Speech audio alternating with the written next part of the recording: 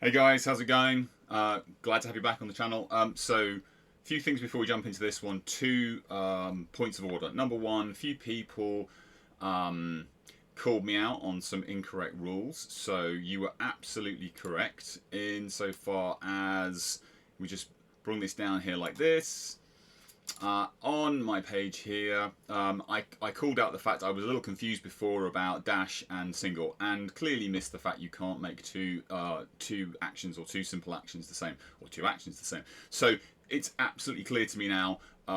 Move single can't be done twice. This is absolutely where your dash comes into play.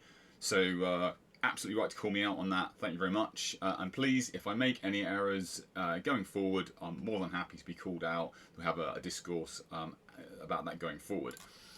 The other thing is to say that there was some consternation about my setup. I'm still very new to this, so please forgive me. I've kind of done a little few improvements here and there. Turns out, two things with the microphone especially. One, not a good idea to have a fan running near a microphone, condenser microphone, even on a ridiculously hot day. And two, I had a weird setting that was overblowing the condenser mic, which actually made it overcompress, which actually so it made it sound terrible. Again, absolutely right. Thank you for the comments. I'm willing to learn. Fantastic. So, point of this video. In my last video, I made, especially the React video that I made to Damon from Wollywood. Again, thank you very much for letting me do that, Damon. Top bloke. I had some kind of some would say knee-jerk, some would say valid reactions to the way the cover is changing, saves are changing, and I thought about this quite a lot, and I thought rather than have kind of like my gut feeling about how I think this is going to work, I actually wanted to try and test it. I wanted to math hammer it, so I built myself a little app. And the little app that we've got here is going to allow me to essentially model the results. I'm going to have to move my screen around here so that you can see what's going on. But the first thing I want to do is talk a little bit about some of the rule changes. So we know cover has changed quite spectacularly now. Again, this is obviously one of the scans that comes off of Reddit. So again, please forgive the bad camera work. This is a very low quality scan, but we know that basically, paraphrasing here, but we know that it's saying if you are partially, even partially covered by cover, you are in cover. It does very clearly say hair, gun barrels and spikes don't count. Okay, fine. I still believe quite strongly that there is going to be as many arguments that were had about am I in 25% cover as I am I in cover, right? And I think, you know, there's going to be, I've got lots of things to potentially talk about that going forward. I've thought about ways that we can kind of manifest that. Anyway, the other thing is to say that I absolutely missed was if you then actually go and look at the save roll, it's very interesting. So to make a save roll, you roll a d6, apply the weapon's armor piercing characteristics, add a modifier if the result was equal or greater than the model save characteristic, the hit does no damage. But then critically, cover, being behind cover, affects models additionally protected by ranged attacks. If a model is in cover, then apply the following modifier to their save roll. Save roll being that you're applying AP to. So now AP affects your cover saves. So in certain instances, cover is effectively irrelevant. So that's potentially huge. So interestingly, what does this mean? So I went away and I built myself a little MathHammer app. Noted some things down, back of the envelope kind of maths, and I do a lot of this kind of stuff for my job. So I use the abominable intelligence, because I am no coder, to build myself a little tool here that allows me to kind of play around with the numbers. So I just moved my screen up here so it kind of moves out of the way. There's a really great. There's a real estate issue with everything, and the camera kind of gets in the way. But effectively, what we're doing with this is to say I can model most of the parameters out in a shooting. I'm going to focus mainly on shooting. I think the same is very largely going to apply to close combat. But effectively, we can say I've got my base stats here and my ballistic skill, my strength, my toughness. So obviously if I change, you know, these kind of things, you can see that it will affect my wounding roll. So I'm hitting on a certain thing and I have a strength and toughness of my gang member versus my weapon. And I think for the main, at least in this video, because I don't want this to be, you know, hours long, every single potential parameter, we're going to keep this relatively straightforward. Do I have armor? Do I have AP? Etc. Is there anything that cuts through my save roll? you know, special rules, most of the time that's going to be left on. And what we can do is we can say I'm going to compare N17 in terms of the hit modifiers and are you in cover versus the N26, as I'm probably going to call it from now on, the idea of saying, am I in cover, am I not in cover, and if I'm in cover, what's the distance, right? So to start off with, we're gonna start with a scenario where we're completely in the open, no cover. And I've got 100,000 simulations and I'm going to run 100 shots. Now, clearly you're never going to run 100 shots, but this as an example, just to give you the statistical window that is very likely. Now, this is what the app tells me. Now, I think most people would be like, yeah, okay, of course it tells you this. In N17, you are going to, this is numbers of wounds going through. You are doing approximately 25, 26, depending on how you round this up, of this uncertainty scenario versus 20. And why do we get that difference? Well, of course, we have an intrinsic, most gangers, you know, look at the examples that we had out on the Warhammer community page, most gangers now have an intrinsic 6-up save cooked into this, and so you are, if we look at this little histogram down here, clearly you're hitting, everything's equal in terms of hits, everything's equal in terms of wounds, but the critical difference is you are here with a 6-up save, so approximately 5 to 6% of your saves are then, or are being made, and 5 to 6% of the potential wounds are being negated. I mean, I think that's pretty obvious.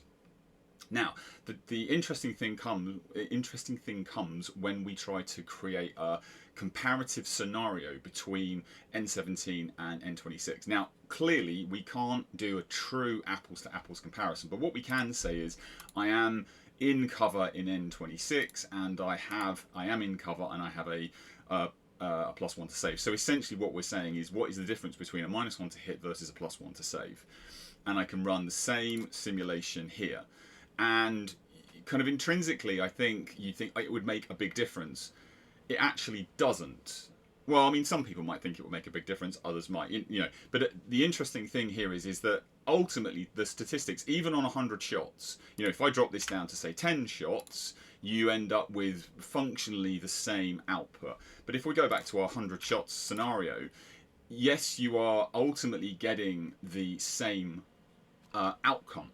But the way you get there is very, very different. And I think this histogram here very nicely, succinctly shows the way in which I think the game is going to fundamentally change in how it plays. And let me explain my thoughts. And again, I'd love to hear your thoughts in the comments below. N17, in this scenario, you are effectively, as the defender, you have very little agency in this particular scenario, right? I'm in cover. I have so the attacker that is shooting at this defending gang member. The only thing is the -1 to hit that the cover gives that gang member. There is no save. There's nothing like that that really fundamentally affects it. So they have absolutely no agency in that dice roll. It's all about the attacker rolling dice. Whereas in N26, you completely change the dynamic. You go, well, I'm hitting, so I'm going to roll, in this situation, we're rolling 100 dice. Imagine, you know, you're an Orc Boys player and you've got like a fistful of dice and you're going to roll that. 50% of those are going to miss, whereas in N26, 71% of those miss. So you get a very big disparity in the numbers of things that hit, and the numbers of things that kind of end up wounding, right, are significantly higher. But because you now have your standard save plus your +1 to save, so in other words, you're now getting a 5-up save, you are saving approximately 10% of the things, of the hits that go through in terms of a wounding roll, and so your resultant kind of numbers of wounds that you take through to the injury dice are the same. But the agency, like I said, now we're introduced a situation where the attacker and the defender get to interact, actually introducing more dice rolls into the game. So streamlining the game actually has made this bit bigger, longer, may take more time, whatever you want to call it, right? The mechanic of agency has fundamentally changed between these two, and I don't know what that means in terms of gameplay, because here you could make the argument that the original N17 way was potentially more negative, because it was all about the attacker, right? In again, in this specific example, whereas here it's about both of you. You know, the attacker gets to roll a fistful of dice, feel like they've hit a bunch. You know, a little bit like I liken this to the whole Jules in Pulp Fiction being shot at with the guy with the Magnum 44, and he hits nothing but air, right? All these shots and basically nothing happens. Whereas here, you know, you're shooting loads, and it's the difficulty of shot. Anyway, however you want to think about it, that's kind of this. And then we can come up and we can start playing around. You know, I can look at, say, my uncertainties now. For those of you that don't know or understand uncertainties, what we're doing is we're doing a Monte Carlo analysis. So we're randomizing the parameters of all the potential dice rolls to understand the potential bell curves of everything that's going on and looking at the most likely scenario. So in this situation, the wounds that you get out of here, the 15 and 16, basically sit right here in the middle of these bell curves. But clearly, and there's a very slight skew, so they're not absolutely on top of each other. But we know statistically that there's not a massive amount of significant difference between those two bell curves. And you know that on a good day, you would roll 100 dice and hit nothing. And on a great day, you would hit everything. And that's what we would have as our these are the percentage cases, what we call quantiles. And so in your 10% case, when you're saying 10% of the time I'm going to get a successful outcome, or 90% of the time I'm going to get a successful outcome. So your P10 case here is you're probably only going to get like 10, and your 90% case, you're up in the 20s. And so obviously, you know, you're going to go for the mean of this, the average, and sort of that. This is why we say the middle of that bell curve is the most likely outcome, and you're sitting in the kind of the 15, 16 range, right? And we can kind of play around and we can look at the stats of this. And, you know, I won't go into the lecture about what a CDF curve is, etc. We can understand the sensitivity plots to understand what parameters are things that have a big difference. The difference in cover save modifiers for between scenario 1 and scenario 2, the fact that we introduced the, and I think this is really, it's saying that, you know, the ranges that we're getting from the different dice rolls fundamentally cancel each other out. The idea is to say that the save has the biggest effect, which I think is fairly straightforward. And then if I went into injuries, ultimately this bears out that, as I said, fundamentally you go from the same number of wounds and then you roll the same out of action dice, and you essentially get the same outcome.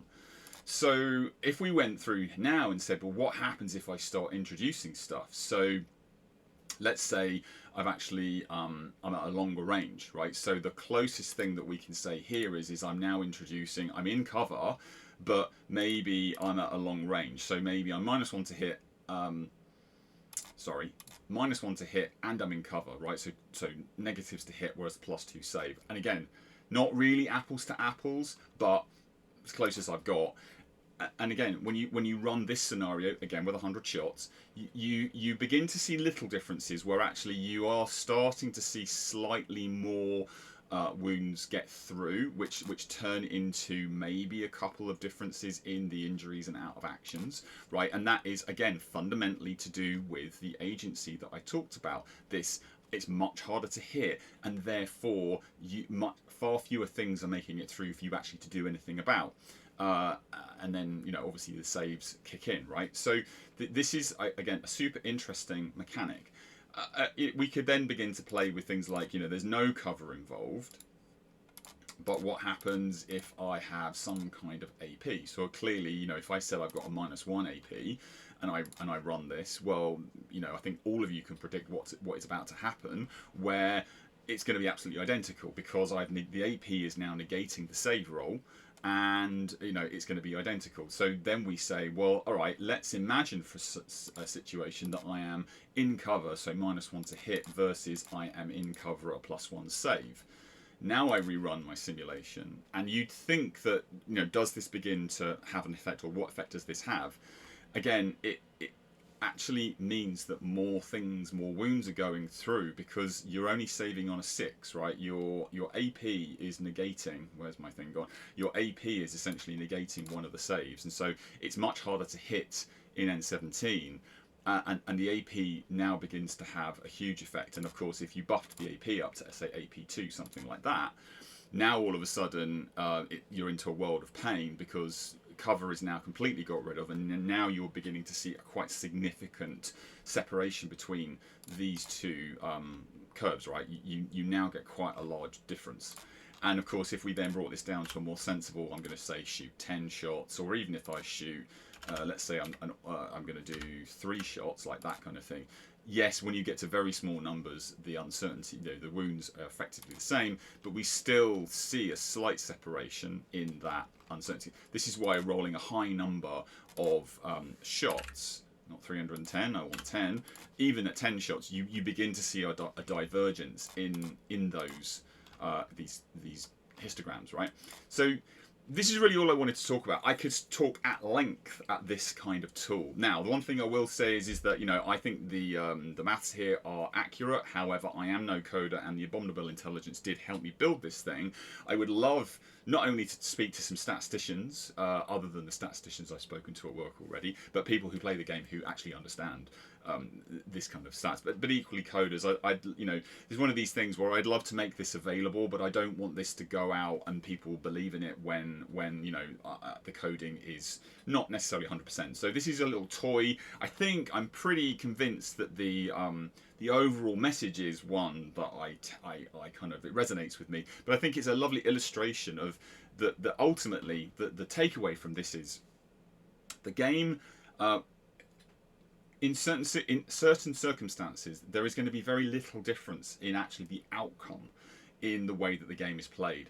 But the way that you get there is going to be very different. The other thing I think that it really reinforces, and again, you can get this from the rules, is things like save, the modification to saves, especially through AP, is going to, again, negate a lot of stuff. And if you know you're going up against weapons or gangs with high AP weapons, cover becomes functionally irrelevant. And so again, how does that change the way that you play? I have lots of other thoughts about things, especially, you know, one of the, if you've read the rules or seen the rules, need line of sight to shoot, which of course that affects template weapons now. Oh, that's an interesting, lots of hot takes could be had on that one. But again, I don't want to make this video super long. Thanks for listening for this one. If you've got any more comments, please put them down below. Please keep it respectful, all the kind of the stuff, you know, we're all supposed to be adults here, etc., etc. Love to hear what you think, but equally, just any ideas or any pushback on this. Again, I think it's really, really important to really test the edges of tools like this, but we can't necessarily guarantee everything. Obviously, the gameplay itself is going to bear out, and when we really start to play this, you know, I may revisit this video based on my real life experience versus what the MathHammer tool tells me. So thanks for listening this long, really appreciate it, and I'll see you in the next one.